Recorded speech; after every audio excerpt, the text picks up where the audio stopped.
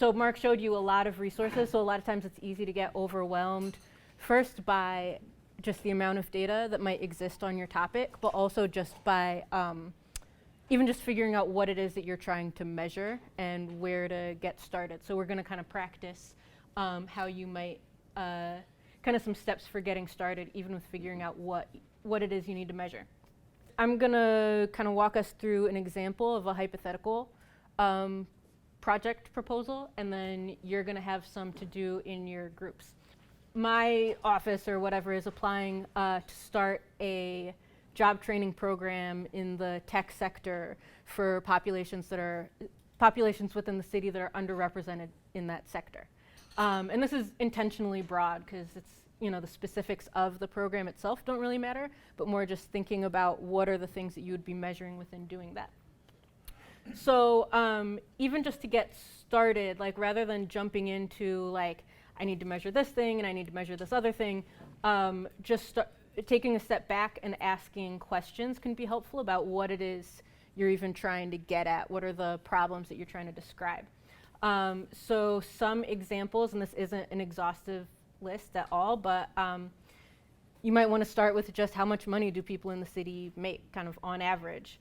How does that differ by demographics? So if there's a target demographic that you have, figuring out how much money do, like what's income like for the whole city, or what's income like for the whole county, versus what's it like for your target population. So maybe a specific city within the region, or a neighborhood within the city, an age group, a racial group, something like that, where you're kind of taking a big picture and then zooming in on it. How does income within one place compare to a larger place? So the city versus the region, city versus county, region versus state, something like that. You might want to think about education. So what education levels do people within the city have? And then how does that differ also? So by whatever your target population is, might be a group that has lower educational attainment than the region at large, or whatever it is that you're working on there. So then moving from those bigger questions to kind of zoom in on the sorts of things that you might then want to find measurements for in order to put together your context. And again, not an exhaustive list by any means.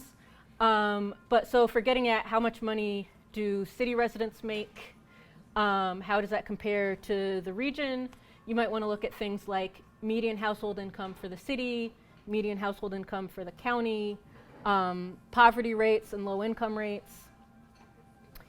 If you're kind of zooming in on how does income differ by different demographics or by neighborhood, you might then look at something like median household income by race. You might look at it for specific census tracts or specific zip codes. And that's the sort of thing where Mark was mentioning that the 1 year ACS data you usually can't get at a very smaller geographic level, but the 5 year you can. So a lot of times you can get information by a specific census tract. So that's a very small area that you could be focusing on. Poverty and low income rates by race or by neighborhood or by age, maybe if it's something that's focused on children or young adults or older adults, something like that. And then education levels, you might want to look at, so there's kind of different ways you could get at it. You might want to look at higher education. You might also want to look at basic education. So you might be looking at how many people have a bachelor's degree or higher. You also might want to look at how many people have less than a high school diploma. And those also you might want to break down by geography or by some demographic group. So that gives you kind of a means of painting a larger picture of income, education, how those things might be related, and also kind of putting those in context without getting too overwhelmed by, there's a billion different things that you could measure, but kind of some starting points with that. So I'm looking for income data for this grant proposal for this job training program. So a lot of times my first place to go would be the fact finder for the American Community Survey. And so as an example here, the measure that I'm looking at, and it's up top in caps, poverty status in the past 12 months by sex, by age. A lot of times things are broken down in kind of by sex, by age, or by age, by race. They have a lot, like they give you a lot of different breakdowns like that. So then my geography is just a group of census tracts, and that shouldn't be 2016. That's totally the wrong number that I put in there. But a group of census, I think that that's 1406. A group of census tracts that are all within New Haven County that would be the Hill neighborhood. Those census tracts would make up the Hill neighborhood within New Haven. And again, the sample sizes are large enough that we have information at that pretty detailed geographic level. And then my time frame is the 2015 5-year estimate. So that goes from 2011 to 2015 that was measured over that time period. So it kind of gives you an average over that period. So then I might want to move on to some issues of kind of painting a picture of economics around what I'm trying to tackle with this program. So I might want to look at how big is the city's tech sector? Is it growing? Is it shrinking? What fields do people work in primarily within the city maybe? Does that differ from the sectors that people within the region work in? And then what sectors have gained or lost jobs in recent years? So that's something where the economy might be changing, and that might be part of the context that I'm trying to present. So then again, zooming in, and so these are just some examples of places that we might want to zoom in. So if we're looking at, if we want to be able to say how big the city's tech sector is, if we want to say if it's growing or shrinking, we might pick a couple sectors and have those, there's these arbitrary kind of job sectors that what we're working on might cover 2 sectors or might cover just 1 sector. So there might be sectors that we're looking at what the numbers are within those. So the number of city jobs within that 1 sector or those couple sectors. What were the number of jobs in previous years? So getting at whether that's changed. The number of employees within different sectors. So are there certain sectors where one city kind of primarily works? So like within New Haven, there's a very, very large like healthcare sector that is different from maybe other towns within the state or within the county.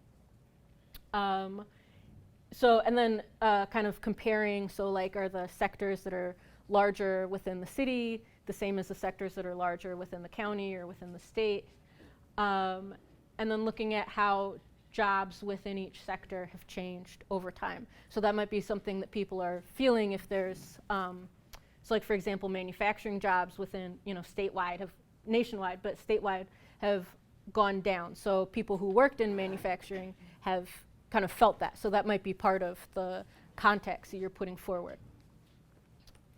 And so for an example then with this, I would go to the quarterly, what's the W&I? Quarterly workforce indicator. So this comes from the, this is a census, another census program that focuses on economic issues, so wages, number of jobs by sector. So this has its own website. It's got a totally different navigation from the Fact Finder, but they give you these little interactive, so this is just a screenshot from looking at a page within that. So I had chosen the different pieces of it that I wanted, got this graph, it's interactive, got a table at the bottom, and I could download that data also. So for an example, so one of the things that I'm trying to measure for this proposal, so my measure is employment counts for a bunch of different sectors. My geography is New Haven County. A lot of times that stuff is available by the county but not by the town. And then the time frame that I'm looking at, I've chosen 2000 to 2016. So I'm showing these trends within the economy. So those are a couple of examples of how I would take these bigger picture questions, zoom in on specifics that I would need to measure, and then figure out where I would go to get that information.